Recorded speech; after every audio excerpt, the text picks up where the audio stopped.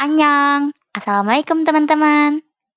Aku mau tanya, pernah nggak kalian penasaran sama perilaku kalian? Kayak kenapa ya kita ngelakuin kebiasaan itu sementara teman-teman yang lain itu enggak? Hmm, kira-kira apa ya alasannya? Aku mau tanya, pernah nggak kalian penasaran sama perilaku kalian? Kayak kenapa ya kita? Kalau kalian penasaran, yuk simak terus video pembahasan mengenai beberapa hal terkait perilaku manusia dari sudut pandang psikologi perkembangan. Seperti yang kita tahu ya, bahwa perilaku manusia itu sangat amat beragam. Mulai dari yang sederhana gitu, seperti kita tersenyum, lalu ada juga yang kompleks gitu, seperti tindakan sosial yang melibatkan empati dan juga moralitas. Nah, teman-teman di sini sudah terbagi menjadi tiga jenis utama ya perilaku manusia itu. Yang pertama, ada perilaku bawaan. Nah, perilaku bawaan ini sudah ada sejak kita lahir. Misalnya seperti apa? Seperti kita saat masih bayi. Saat kita merasa lapar gitu, pasti kita secara otomatis akan menghisap payudara ibu kita. Lalu yang kedua, ada perilaku yang dipelajari. Nah, perilaku ini kita pelajari sepanjang hidup dari pengalaman maupun dari yang kita amati gitu secara langsung.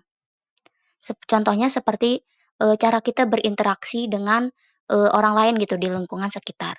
Lalu yang ketiga, ada perilaku sosial. Nah, perilaku ini berhubungan dengan cara kita berinteraksi juga gitu. Nah, tapi bedanya ini melibatkan norma sosial. Bagaimana kita bertindak, bagaimana kita bersikap, dan itu bukan hanya eh, kepada teman doang gitu, tapi kepada keluarga dan masyarakat di sekitar, masyarakat luas. Lalu, gimana ya perilaku itu bisa terbentuk? Nah, proses pembentukan perilaku manusia nggak cuma melibatkan satu faktor saja, tetapi dari berbagai macam faktor yang saling berinteraksi loh. Nah, sekarang aku akan bahas proses pembentukan perilaku manusia. Di sini aku ambil tiga ya.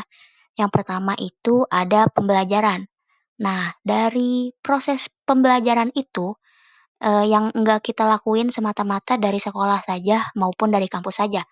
Nah, ini itu bisa kita ambil gitu, bisa kita pelajari dari pengalaman kita sehari-hari, baik secara langsung yang kita alami maupun yang kita amati dari orang lain. Yang kedua yaitu ada pengkondisian. Nah, di sini kita bisa belajar untuk merespon rangsangan tertentu dengan cara yang tertentu juga. Misalnya kalau kita merasa senang, setiap kali mendapatkan pujian, kita itu pasti terlatih untuk mengasosiasikan pujian dengan perasaan yang positif. Lalu yang ketiga, imitasi dan observasi. Perilaku manusia juga banyak terbentuk melalui dua hal tersebut. Misalnya, anak-anak yang sering meniru perilaku orang tua ataupun teman-temannya. Nah, itulah mengapa peran teladan sangat penting dalam perkembangan perilaku mereka. Oke, selanjutnya ada beberapa teori terkenal mengenai perilaku manusia yang menurut saya ini penting untuk kita pahami. Yang pertama ada teori perkembangan kognitif yang ditemukan oleh Jean Piaget. Nah, Piaget ini berpendapat bahwa perkembangan kognitif anak berlangsung dalam 4 tahapan utama. Yang pertama ada sensori motor, lalu ada praoperasional, lalu ada operasional konkret, dan operasional formal. Nah, keempat tahapan tersebut menunjukkan cara berpikir yang berbeda dan setiap anak melewati tahap-tahap tersebut dengan urutan yang sama, tetapi usianya itu tidak selalu sama. Yang kedua, ada teori perkembangan psikososial yang ditemukan oleh Erikson. Erikson menekankan pentingnya hubungan sosial dalam perkembangan individu. Lalu terdapat 8 tahapan perkembangan yang dimulai dari kita bayi hingga kita dewasa. Nah, setiap tahapan diwarnai dengan krisis psikososial yang harus dihadapi oleh setiap individu. Misalnya saat kita eh, menginjak masa remaja. Nah, saat kita remaja, kita bisa saja merasakan yang namanya krisis identitas. Krisis identitas ini masa di mana kita bertanya-tanya gitu, kita itu siapa? Kita itu harus bagaimana? Apa itu yang baik? Apa itu yang buruk? Apa itu yang benar? Apa itu yang salah? Lalu saat kita beranjak ke usia yang tua gitu, bisa saja nanti kita mengalami yang namanya krisis integritas. Setelah teori psikososial tadi, ada juga teori perkembangan sosial. Nah, teori perkembangan sosial ini ditemukan oleh Albert Bandura yang berpendapat bahwa kita juga bisa belajar bukan belajar melalui pengalaman langsung, tetapi dengan mengamati dan meniru perilaku orang lain. Nah, hal itu dikenal juga dengan konsep belajar melalui observasi. Nah, sebagai contoh, misalnya adik kita atau anak kecil gitu, mereka bisa belajar melalui tingkah laku yang dilakukan oleh teman sebaya atau bisa jadi kita sendiri gitu.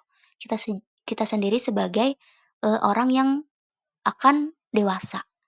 Mereka itu bisa mencontoh apa yang kita lakukan, apa yang kita ucapkan, dan bisa saja hal itu bukan hanya hal yang positif, tapi hal-hal yang negatif. Maka dari itu, kita harus berhati-hati dalam berbicara, karena anak-anak itu merupakan ada yang namanya usia golden age. Golden age di mana mereka itu bisa saja dengan cepat menyerap apa yang dilakukan, apa yang mereka lihat dari orang dewasa dan orang di sekitarnya. Hati-hati ya teman-teman. Nah Alma, terus gimana ya cara kita nerapin teori-teori tadi dalam kehidupan kita sehari-hari? Ada nggak caranya? Tenang, aku ada. Nah Alma, terus gimana ya cara kita nerapin teori-teori tadi dalam kehidupan kita sehari-hari? Caranya, yang pertama melalui pendidikan dan pengasuhan. Melalui tahap-tahap perkembangan kognitif anak ala Piaget, guru bisa memberikan materi yang sesuai dengan kemampuan berpikir anak-anak di berbagai usia. Nah, dalam pengasuhannya, teori Erikson juga bisa membantu orang tua untuk membantu perkembangan anak dengan cara yang bijak dan penuh perhatian. Yang kedua, melalui pengembangan diri. Kalau kita memahami bagaimana kita belajar melalui pengkondisian atau imitasi, kita bisa lebih bijak dalam memilih lingkungan sosial yang mendukung perkembangan diri kita. Misalnya, dengan kita memilih teman yang positif, lalu kita bisa meniru perilaku mereka dan mengurangi perilaku yang buruk seperti yang tidak kita inginkan tentunya ya. Seperti itu. Pembelajaran hidup kita memang penuh kejutan. Setiap individu itu unik dengan proses tumbuh kembang yang berbeda-beda. Tetapi meskipun begitu, kita semua memiliki kesamaan dalam menjalani proses perkembangan yang ada. Nah, dengan memahami psikologi perkembangan ini, kita bisa lebih menghargai diri kita sendiri dan juga orang lain tentunya. Serta kita juga dapat berperilaku dengan lebih bijaksana dalam setiap aspek kehidupan. Semoga video ini bisa memberi gambaran yang jelas ya tentang perilaku manusia dan bagaimana kita bisa memanfaatkannya dalam kehidupan sehari-hari. Terima kasih atas perhatian dari teman-teman semua. Akhir kata dari aku, wassalamualaikum warahmatullahi wabarakatuh.